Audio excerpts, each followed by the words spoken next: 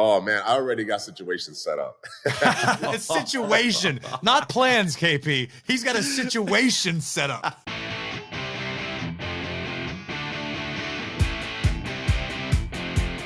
Welcome to After the Bell. I am still Corey Graves. I am still joined by my tag team partner from Monday Night Raw, Kevin Patrick. KP, the draft is officially in the books. It has come to its completion. It has drawn to a close. And as promised, the WWE landscape looks extremely different than it did just a couple weeks ago. Yeah, but the landscape in your household's about to look a lot different, buddy. Congratulations, Papa Graves. We're not going to start anywhere else. We got to start with you, your lovely wife, Carmella. Congratulations. Hope she's feeling well and new Baba on the way. Thank you so much. It's exciting news. I'm glad I can finally stop trying to hide it from everybody. It's been a tough couple of weeks. Everyone asks, hey, where's Carmella? How's Carmella? She's great. She's just not here, and I'm not allowed to tell you why. So the news is out. Everybody's happy. Everybody's healthy. It's definitely an exciting break from the monotony of day-to-day life. Big things headed our way. I'm a blessed man. I'm a very, very grateful man. I've got a lovely wife. I've got an amazing group of kids who are excited to welcome a new addition. So thank you, KP, and thank you to everybody. My social media has literally not stopped. I've been able to scroll nonstop for like 3 days now without seeing the same thing twice. Just kind of waiting until the storm blows by before I drop an official thank you to everybody who's left us well wishes or messages or DMs or text messages. I honestly could never reply to all of the wonderful messages I've gotten if I spent the rest of my life doing so. So I'll just hit you all with one big blanket thank you. You know, the love was flowing backstage on Monday Night Raw. I mean, everywhere you walked, everybody was stopping you, shaking your hand, giving you a hug. I'm sure it was overwhelming on the day itself, getting prepared for a show. You were probably hiding out in TVL, were you? Keeping the head down for a while? Sure was. And so listen, I'm on the way to get the Uber the next morning to head back to my house, and I see this video posted online from Carmella telling your kids the news. And man, I started bawling, crying, Graves. That was one of the most beautiful sights. Tell me you shed a tear as well. Oh my God. Well, I was holding the camera, so I had to, keep my tears held in at least until I hit stop, the stop record button. We actually had that little plan in mind as to how we were going to tell the kids. We had to tell them in some sort of creative fashion. And we figured we'd lift their spirits just in case they weren't super excited about the idea. Not that there was really much doubt, but hit them all with some new sneakers and then drop the good news on them. Man, I was blessed. The amount of tweets and texts that I got that just said, I'm not crying, you're crying. Is somebody cutting onions in here over and over and over again? I'm talking full grown men, people who we work with, who are some of the toughest men on the planet, sending me messages going, man, that really got to me. It was a beautiful moment. I'm glad I was actually able to capture it. I'm really terrible with capturing important moments in my life. So this go round, I'm going to make a concerted effort to be a little more present, do things 100% all the time. It got me thinking, though.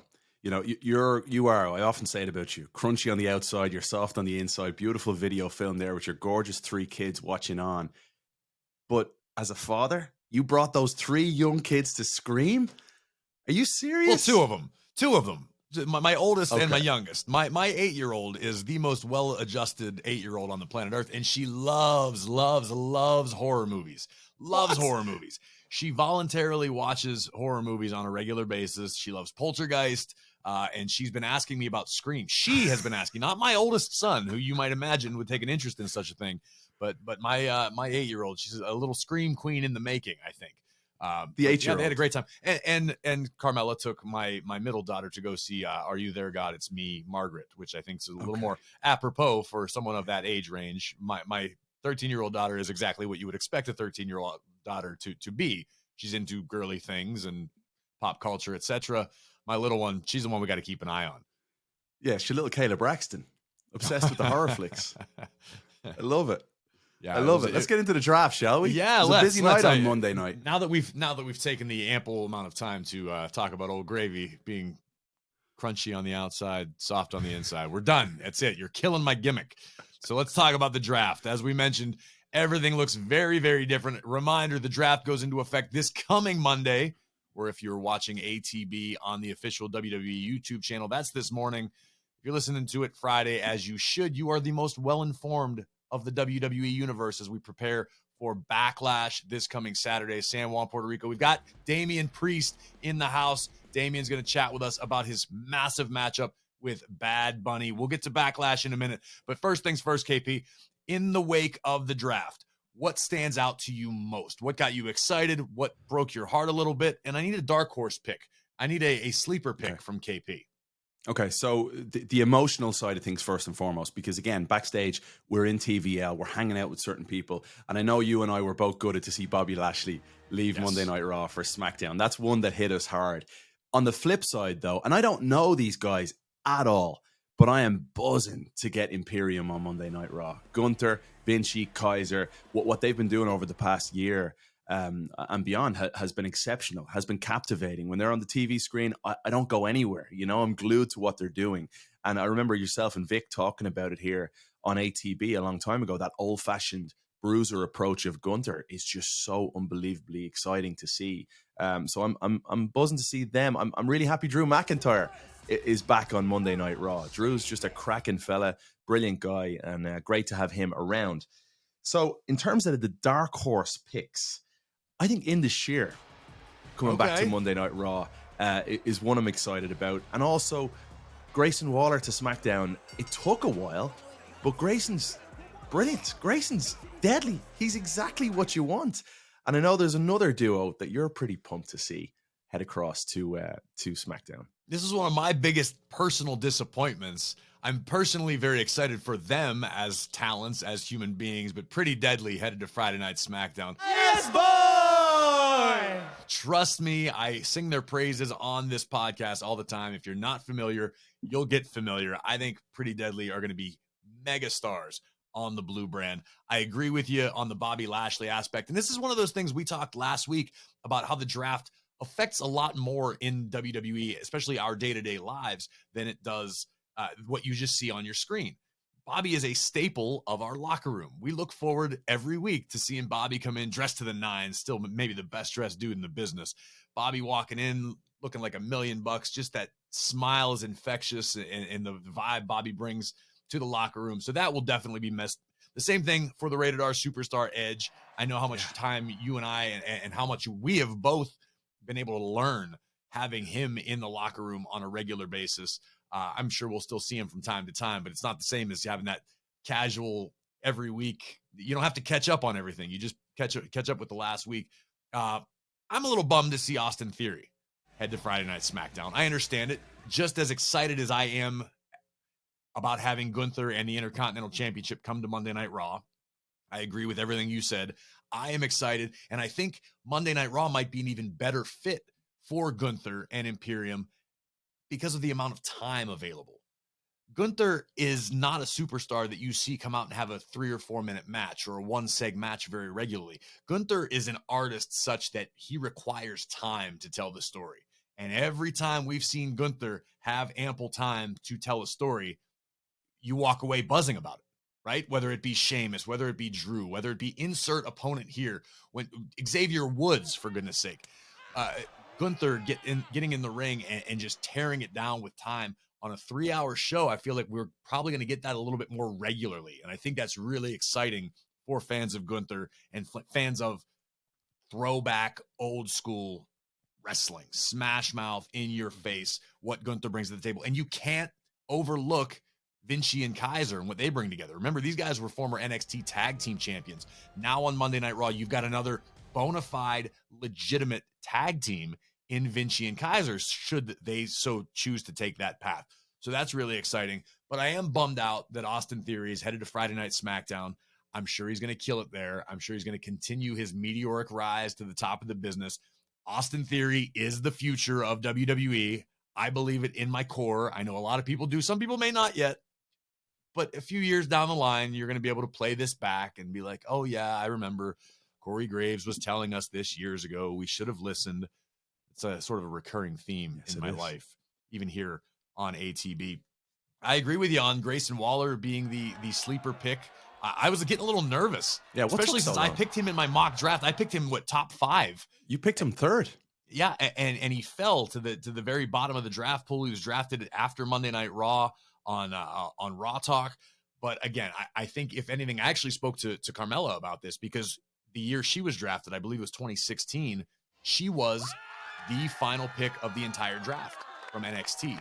And I asked her, I said, how did that make you feel? And she said that it lit a fire. It made her feel as though she had twice as much to prove, to show you, I'm the last draft pick. Okay, cool. I'm Mr. Irrelevant or Ms. Irrelevant, in NFL terms.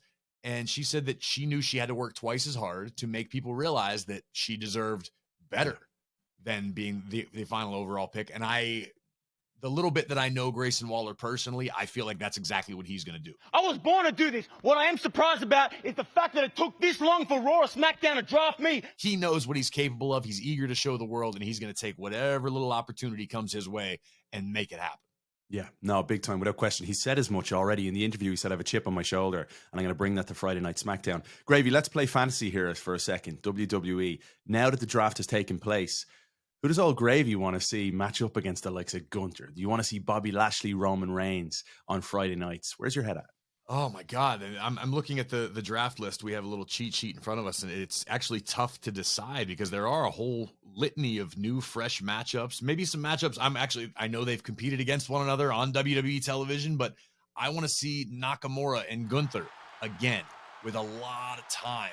Nakamura, we haven't seen him in a while, and I sort of alluded to it on Monday Night Raw when Miz was doing his terrible Pat McAfee impression inside the ring with the fiddle. Are you praising McAfee, by the way? Hey, listen, I'll give credit where it's due. Pat at least did his own thing, and he did it well, and he did it first. So Miz's was slightly less than. But Nakamura went to Japan, had the match where he defeated his hero, the Great Muta, and we haven't really seen much of Nakamura. I'm excited to see what Shinsuke does this run. He's had a little bit of time away. And absence tends to make the heart grow fonder. This is a guy who won the Royal Rumble match several years ago, a guy who was a perennial contender for any championship. And then I don't want to say he lost his way, but maybe Shinsuke got a little lost in the shuffle. I think this is a big opportunity for Shin, just on a personal note, because I've been a fan of his since he was a full-timer in Japan. I used to steal his stuff when I was in NXT. I think this is a really big chance for Shinsuke to remind people what he is capable of. And yes, he can be entertaining. Yes, he can be a little silly. But when Shinsuke is in full-blown Shinsuke mode, when he is the king of strong style, that rock star, that artist, the sky's the limit. And I think we'll be seeing some big things from Nakamura on this run. But elsewhere, man, look on the Friday night side of things. Think of the new faces that LA Knight's going to get to mix it up with. LA Knight and Austin Theory. Dude, that's a cool that's where I was right going to go. Mm-hmm. I mean, who knows how things are going to play out? We could sit here all day and fantasy book and wish and hope and dream. I will say, while I agreed with your dark horse pick of Grayson Waller, I think we need to keep eyes on Zoe Stark from Monday Night Raw. It was sort of a quiet pick. There was so much happening. It's easy to get swept under the rug in an event like this where so many colossal names are moving. Zoe is somebody who in NXT has excelled, and from an in-ring perspective, maybe the best of the NXT crew as far as the women's division goes, as far as just in-ring ability. Man, that girl can go. And she and I have had conversations. I've been working with the NXT talent on trying to help sort of develop their personalities and what we see on television.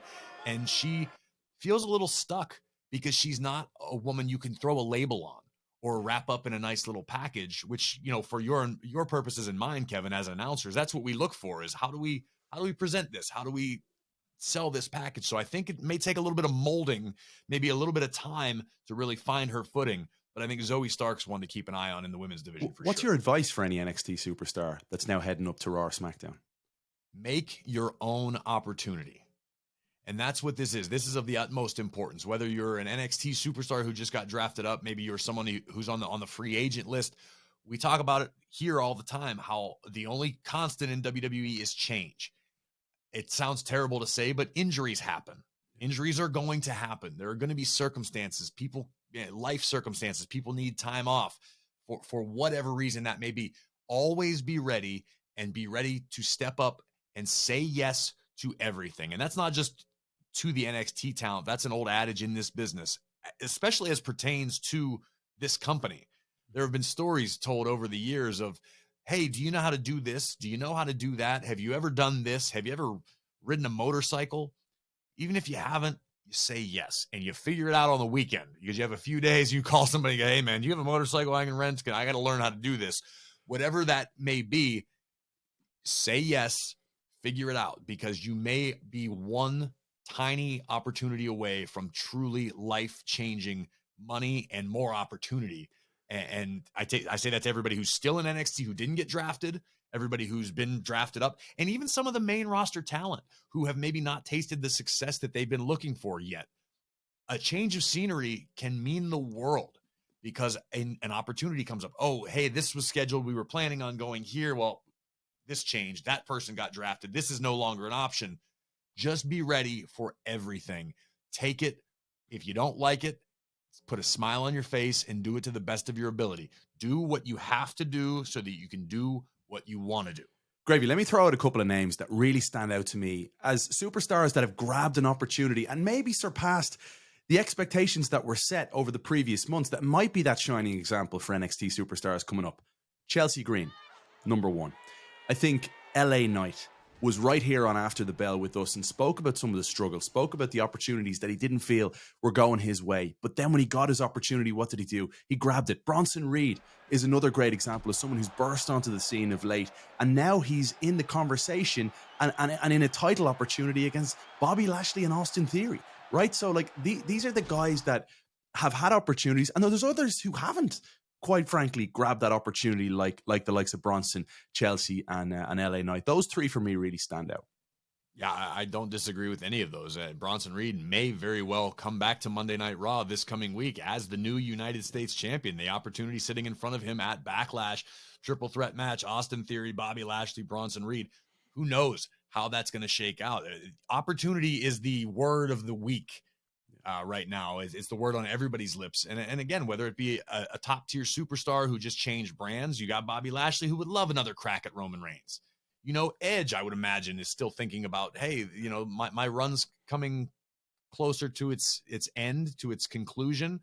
Maybe Edge wants another crack at Roman Reigns. Well, he hasn't held the championship, and he said as much. That's the reason he went after Austin Theory in the United States Championship, was because he said, coming back after that long absence, I want gold in my life again. This is why I'm coming back here, to return and tell everybody and show everybody that I can be at the very top. So you're spot on. I wouldn't be surprised at all if Edge goes after Roman Reigns. Yeah, I'm very curious, and all we can do is wait, and we will, I'm sure, begin to witness the chips fall into place this coming Monday when the draft rosters take effect. But before we get there, take a little detour down to the island of Puerto Rico. WWE Backlash this coming Saturday, WWE on Peacock, hosted by Bad Bunny, also featuring Bad Bunny in a matchup against Damian Priest, who will be joining us in a matter of moments. But as we look across the landscape of what awaits this Saturday at Backlash, it feels like we're in a sort of a weird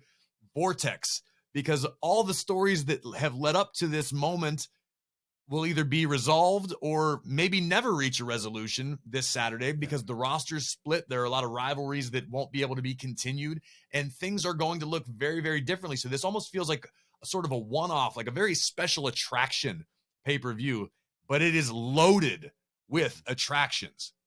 What stands out to you off the top of your head? Well, to your point about the brand split, the draft afterward, LWO going one direction, Judgment Day going the other. So is that resolved right here and now? Brock Lesnar's a free agent. Brock Lesnar could devour Cody Rhodes. Brock Lesnar could leave and decide, do you know what? I come back whenever I want. And we know he does what he wants. You say it every time you see Brock Lesnar. Brock Lesnar does whatever Brock Lesnar wants to do. So you're absolutely spot on here. The landscape is completely shifting. This is the final night, Saturday night, before the new rosters take place on Monday. And you don't want to be on the wrong end of a match and left with an awful lot of doubt about your future. We could see Cody Rhodes in that situation if it does not go his way. If it goes Cody's way, sure, that could catapult him right back into that conversation. He could be going after Roman Reigns again. What if Cody loses here? What if Cody slips up and he gets beaten? And that's to a great point by Brock Lesnar. It's a very valid point, and I would do you one better that it's not just Cody that has to concern himself with that perception. This is essentially, you can't win the game at Backlash, but you can lose it, if that makes any sense. Great point. If you're a Cody Rhodes or a Brock Lesnar or Seth Rollins or Omos, and think about this. we're hearing all this conversation, all this chatter about crowning a new world heavyweight champion. There's going to be a tournament. We're still waiting for the details of all that. But there are a few obvious players who are looking to throw their hat in the ring. I don't think I'm spoiling anything. I don't know any of this to be factual at this moment, but you'd have to imagine Rollins is in the conversation. Cody Rhodes is in the conversation. Drew McIntyre, maybe Shinsuke. I don't know why Gunther wouldn't throw his hat in the ring. There's a lot. But what you don't want is coming out of Backlash with a massive L on your forehead. If you're Seth Rollins and you go in there with Omos and you get destroyed, the rest of the year, there's no shame in being destroyed by Omos. However, if you're Rollins and you have your sights set on the championship, that's going to knock you down a peg. That's going to knock you down a peg, not only in the eyes of WWE officials, but in the perception of the WWE universe. You need somebody who's a hot hand, who's a believable. You got Cody, who's still red hot in the wake of WrestleMania. The WWE universe will be still disappointed for forever based on the outcome of that one particular match. But Cody got himself up, dusted himself off, and picked a fight with the most decorated combat athlete in history, which I'm not going to indulge you in my thoughts on Cody's mentality as far as doing just that, but you understand why. Cody couldn't get that job done, so he said, I'm going to take the next biggest challenge I can possibly find. I'm going to fight Brock Lesnar, and I may find myself in a broken, bloodied heap in the island of Puerto Rico. And all we can do is wait and see how it plays out. I mean, it's going to go down at Backlash.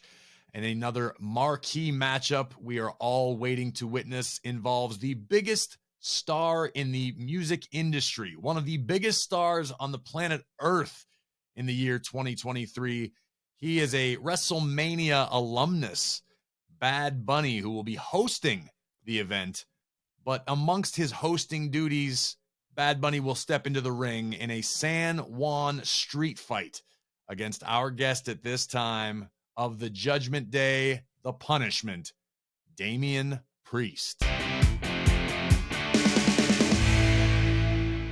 Delighted at this point to welcome in Damian Priest, rocking the sunglasses over in Puerto Rico and the country and the town, San Juan, very close to where you were raised, Damian, from a very young age. What's it like to be there back in San Juan in the build-up to what to many is the biggest match of your career? Man, it's awesome. I got a view of the ocean right now. The sun's bright. It's hot. It's steaming. I love this place. I love Puerto Rico, man, so much. I'm so happy to be back. Do you consider this the biggest match of your career? Yeah, it's the biggest, like, high-profile match of my career. Obviously, you're talking about it. We're not just performing for WWE fans. This is like, it's crazy the amount of attention that's on this match. So it has to be the biggest match because of that reason alone. The first time we saw Bad Bunny inside a WWE ring, you were his tag team partner at WrestleMania. Compare the difference in the lead up to this as his opponent as versus his friend. Granted, this is the second time we've seen Bunny. He's not necessarily as brand new to the WWE universe, but you, Damian Priest, are in a very different position in your career and what you've been doing in the time since. How does this vary from the last time? Well, the first time, I mean, you're talking about me having the concern to protect somebody and make sure that this celebrity has a positive experience and doesn't get hurt. And, like I said, I'm always his protector. And now I get to do me, where my concern is me. And I'm going out there to be in a combat style situation with just having to watch my own back instead of somebody else's. So that's honestly, it's business as usual for me. This is what I do. This is not what he does. Talk to us a little bit about the last year and the evolution of Damian Priest, since you initially joined up with Edge to form what is now known as the Judgment Day. Talk to me a little bit about the influence that Edge had over you and just how you and the group have developed over the last year. Man, what a wild year. Starting with Edge, at last year's WrestleMania.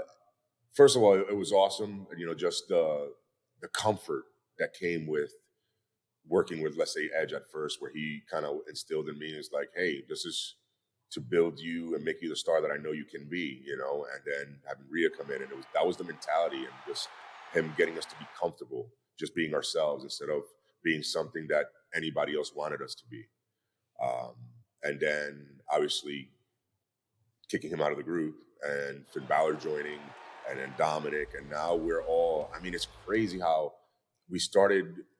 Judgment Day doesn't even look the same from when it started. Right.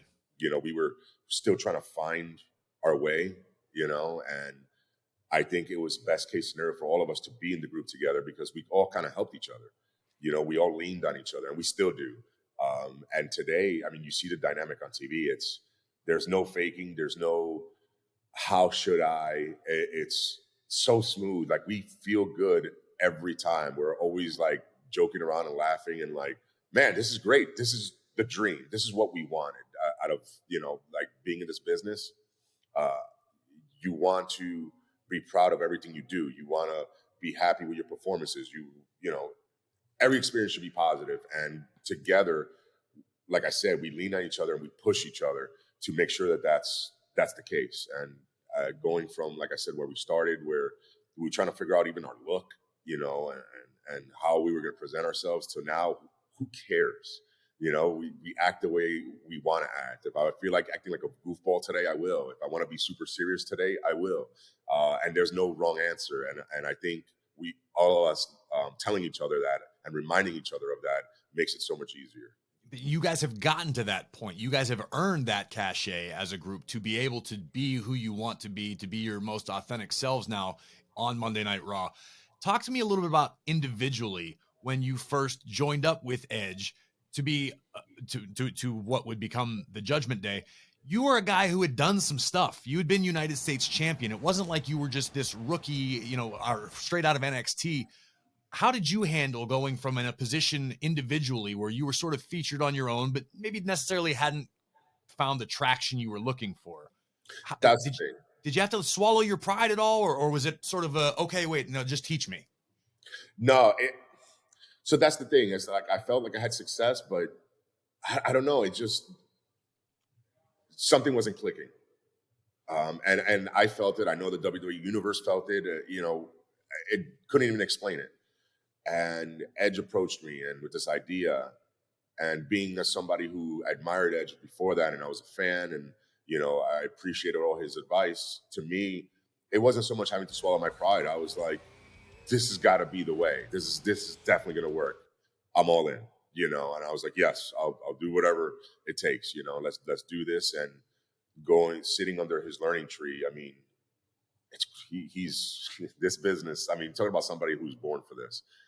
And just the advice, like we almost talked just about every single day while we were in the Judgment Day together, where I would call him or he would just call me and we would just talk about just ideas, or, you know, he'd be like, hey, so what do you think? Which I thought was also cool. He wanted to hear my opinions, and then him kind of putting that ball in my hands where I needed to be creative.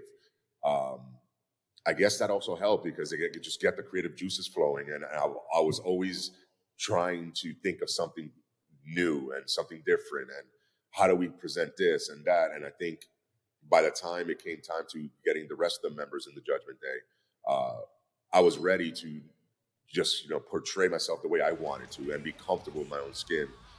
So it was definitely, that was the case when I joined him. It was all, I'm all in. And then going from that to then the boys and Rhea joining and to where we are now. It's just wild, man. So it's like the Hall of Famer gave you the encouragement, but Edge hasn't been by your side for a long time now. And yet your growth has been astronomical the entire Judgment Day, and then individually as well. What are those conversations like between yourself, Finn, Dom, and Rhea backstage and together away from WWE, and recognizing the growth and understanding the potential of the Judgment Day? That's the thing. It's like the difference. Would Judgment Day have worked with Edge still? Probably, but I don't know if it's the same. And I think he even admitted it in the ring. I don't know, where it's become better than what he imagined. You know, because yes, I learned a lot while we were with him, and I asked him a million questions, and you know, we got that confidence. But then doing it on your own, you know, just jumping in the fire without help, you know, taking off the harness, you know, that I think was the biggest thing. And again, pushing each other. And now when we have those conversations, you know, it's kind of like, this is awesome, you know, like we don't need anybody's help now. We help each other, we push each other, and we're always confident that we'll figure out the best way to handle any situation. Those are the conversations we have. It's kind of like, so this week, let's do it this way.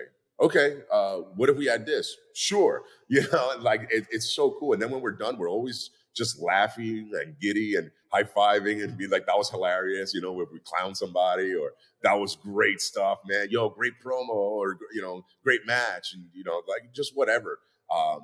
And we're always excited. And that's, as long as we keep that vibe, I just feel like we can't fail. I think it's really cool how, as the Judgment Day has grown and evolved, you still have 4 very distinct personalities. It's not like you're all interchangeable. Each of you brings something different to the table.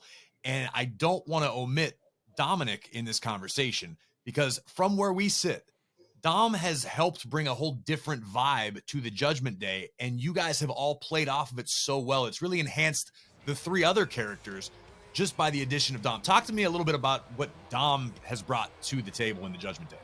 Man, that's spot on, man. Like, we're all so different. Completely. It's just crazy, but it works. And Dom, I've said this, where, he was in his dad's shadow when they were together. And then when he first joined the Judgment Day, it was still kind of, he was in a shadow. He's not anymore. He's his own star on his own. He doesn't need anybody's help. And yeah, he brings a whole different, just level of heat, for sure. Sure, no doubt. Nuclear. Yeah, but his style, his demeanor, it gives us the opportunity to feed off of something that's different and create something special. So he's helped us just as much as we've helped him, and he's very important to the Judgment Day. Now, I don't know what the Judgment Day is like without him now. Like, without Dom, I say we're not as strong. I don't think we're as popular. I think he's definitely helped a lot, and he's grown as a performer. He's grown as a person.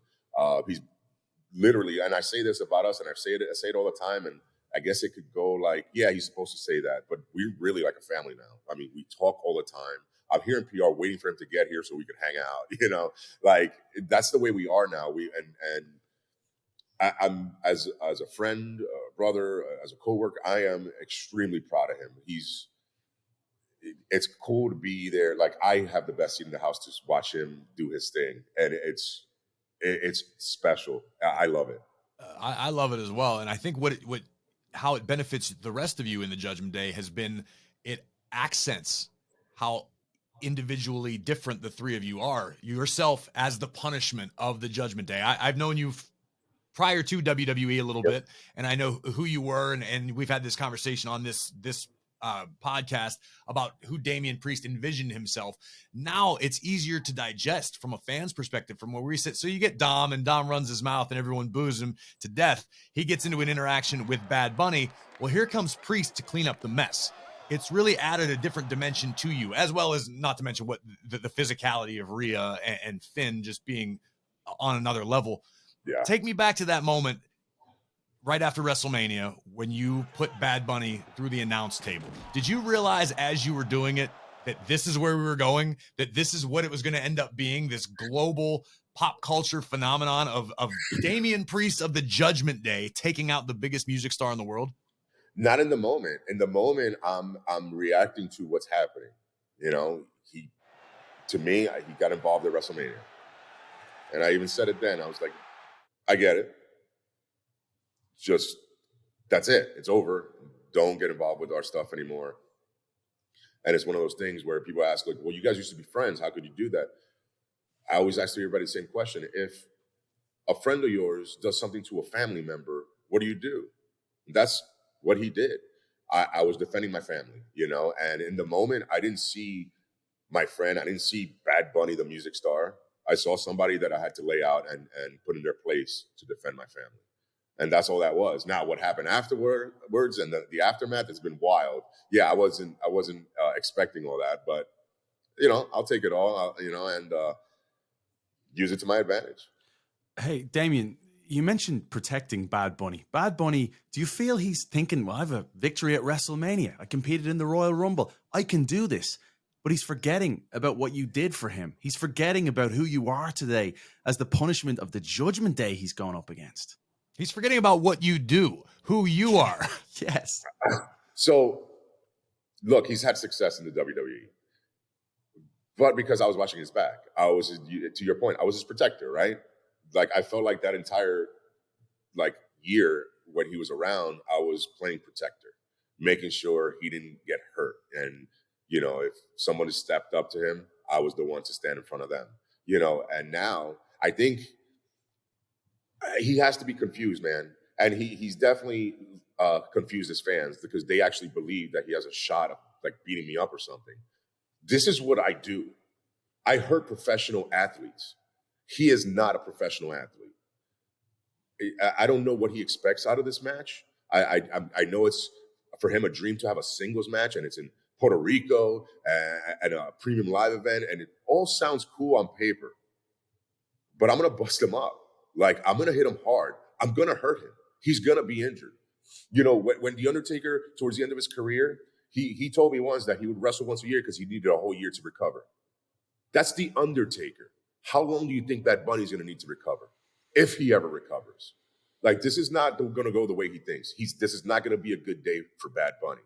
I'm coming in and I'm not gonna treat him like a music artist. He made this match, a street fight at that. I don't know what he expects, but I'm gonna treat him like I would any other WWE superstar. And I'm gonna do it in a street fight in Puerto Rico. It's a whole another level of violence, and he's not ready for it.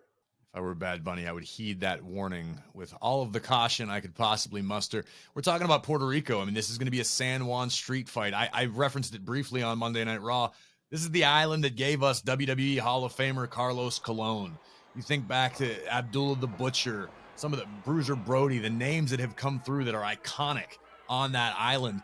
Do you think Bunny understands the magnitude of what he stepped into? I mean, this is nuts.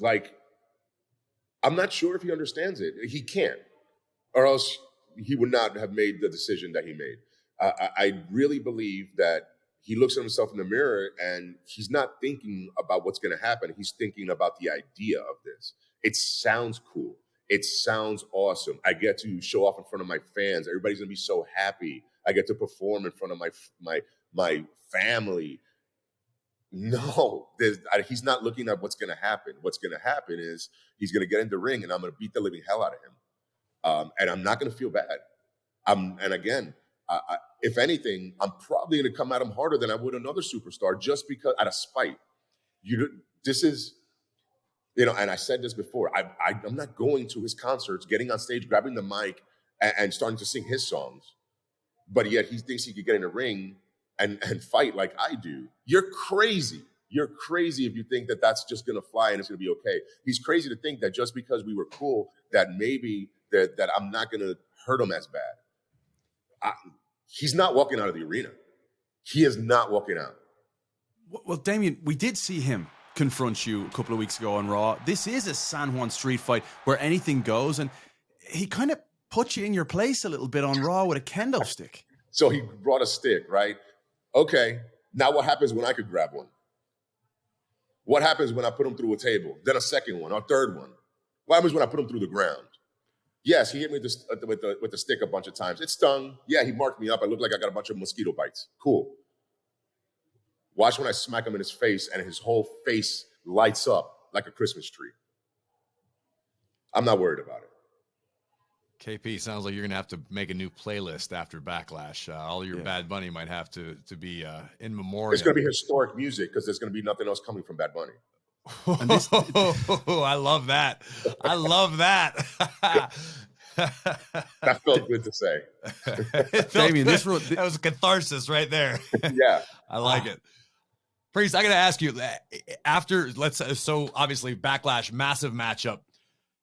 What, knowing now that Judgment Day is exclusive to Monday Night Raw in the wake of the draft, you've got to have some new goals on the horizon. What are the odds you have plans for post-Backlash? Oh, you know what? We've talked about it for a while, and we've talked about championships, and we haven't really attacked that side of the business yet, where we're specifically focusing on championships. And I think we're there now. You know, we're putting everybody behind us. Edge, Ray, LWO, everybody got drafted to SmackDown. Clean That chapter, slate. that chapter can close. Now we could redirect our focus.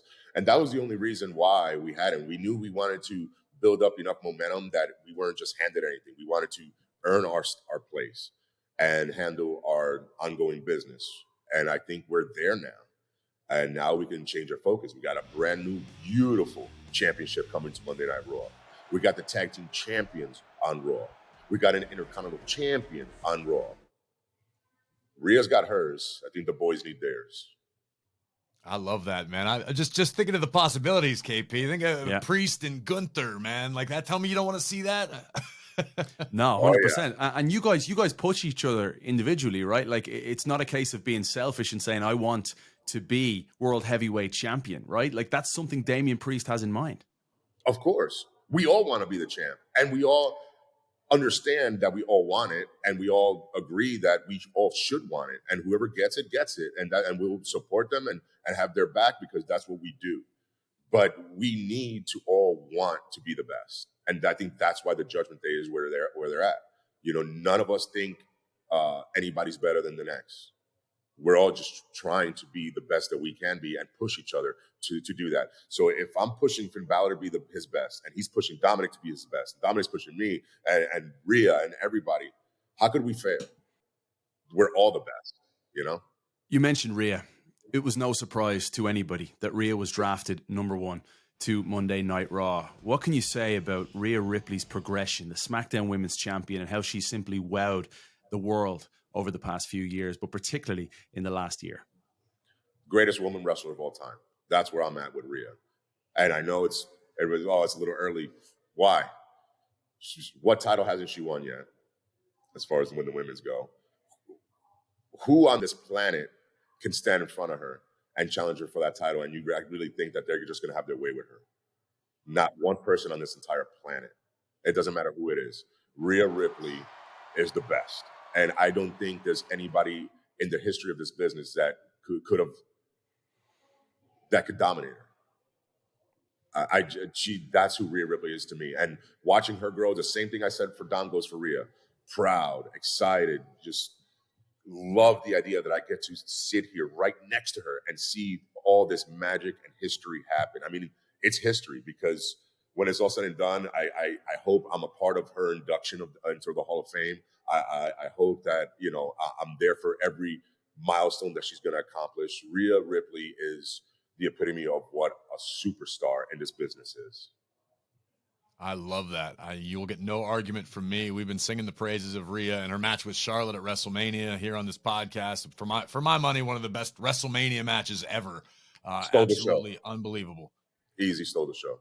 So you got a big night ahead of you on Backlash. You one-on-one with Bad Bunny in a San Juan street fight. Rhea's defending her championship. Let's say everything goes the Judgment Day's way, which is not out of the realm of possibility because you guys have been red hot recently. How does the Judgment Day celebrate a big night at Backlash on the island of Puerto Rico? Oh, man, I already got situations set up. A situation, not plans, KP. He's got a situation set up. It's going down. Yeah, multiple situations. Yeah, we're ready to go. I mean, I've already started, I had to, do research. So I've already started. That's why I came to the island a little early. But we're I mean, we're in the Caribbean on an island. Like, what can't we do? You know what I mean? Like, it's going to be wild. It's going to be a whole island. It's going to be a party that the whole island will enjoy. Hey, Damian, we hear your New York accent, but you were raised in Puerto Rico. Tell us what Puerto Rico means to you and when you first moved to Puerto Rico as a young child. Being from Puerto Rico, like from descent of Puerto Rican blood, like there's a pride that comes with that. You know, and it's like a duty to have that pride, that Latino, Puerto Rican, like, you know, you see the shirt, I have tattoos of the flag. I mean, that's just common, just being a Puerto Rican, you know, and being back on the island, having this event here, being raised here, man, it's all special. But my time here is just, this is where I fell in love with wrestling. Wrestling is like religion here. And growing up, watching it with my buddies, playing with the action figures, I knew then that this is what I wanted to do with my life. Like the feeling I got from watching these superheroes and supervillains, like I was like, I want to be that. I want somebody to feel what I feel right now, but be watching me, one day, whether it's good or bad. And, you guys know me, I like being the bad guy. So I very much like being the supervillain. And this is where I get to, in real life, get to live out a superhero fantasy, like a comic book life. And it's the coolest thing. And and that started here in Puerto Rico. Like, this is where I got that love. The island helped me find that path, and forever grateful. And I think it's important for everybody to know, going into this match against Bad Bunny, that in real life, down the road, Benito is watching WWE as well. Both of you from Vega Baja, which is not far from San Juan at all. In fact, your families are intertwined, correct? Yeah, my aunt was his brother's like middle school teacher, and he knows her very well. Bad Bunny does, and so yeah, it's crazy. We both fell in love with this business in the same town. We have family members that knew each other way before we did. It's the similarities and the things in common are crazy. It's a small world, even smaller island. And I remember when we first met that we talked about these things, and we were like, really, from there? Oh, you knew this person? What? And it was just wild that we never knew this till we met. And that's probably why we became friends in the first place. And then, again, I think sometimes, success obviously changes people. And I think the wrestling success got to him more than his music success and changed the way he was. And now, like I said, like he believes that he's a WWE superstar. Stupid. But are you prepared for the entirety of the audience and crowd in Puerto Rico to be behind Bad Bunny and booing you? Look, I get it. He's very popular. But I don't think it's going to be as 100% to 0% as everybody expects it to be. I've been here for a day and a half, and all I hear in the street and everything is like, beat up Bad Bunny. Well, and it's a wrestling, to your point earlier, it's like a religion on the island, man. This business is it's got a great stronghold and so much history in Puerto Rico. There's probably a lot of people who are going, yeah, we want to see the wrestler beat the music guy's butt. Yeah, so that's the thing. It's like he's going to have obviously a large number of fans. We all know that. But this is still a WWE event, and I am the WWE superstar. He's the outsider here. So I expect people to be on my side. But regardless, it doesn't change the fact that when he gets in the ring, I'm going to knock his teeth down his throat. Getting cheered or booed makes no difference. The cheers will not help him. The boos will not stop me. So it won't affect me whatsoever. It doesn't affect me any other week on Raw, any other week on SmackDown, any other week on any premium live event. I'm always me. I'm always the punishment of the Judgment Day. I'm always Damian Priest. And he's going to receive his punishment. Be very, very quiet. He's hunting bunnies. Lucky I didn't bring my bow and arrow. Priest, good luck this Saturday at Backlash, man. Enjoy it. Win, lose, or draw. It's going to be a very special night for everybody involved. I can't wait to see what you do to Bad Bunny. Where can the ATB faithful find you on social media? At Archer of Infamy and on all the platforms. At Archer of Infamy DP for my new TikTok. There we go. Keep your eyes on the punishment of the Judgment Day, and make sure you're following us at After the Bell WWE on Twitter, Instagram, and Facebook. You can find me at WWE Graves. You can find KP at Kev_Egan. Listen for free wherever you get your podcast. Just search After the Bell and hit the follow button so you never miss an episode.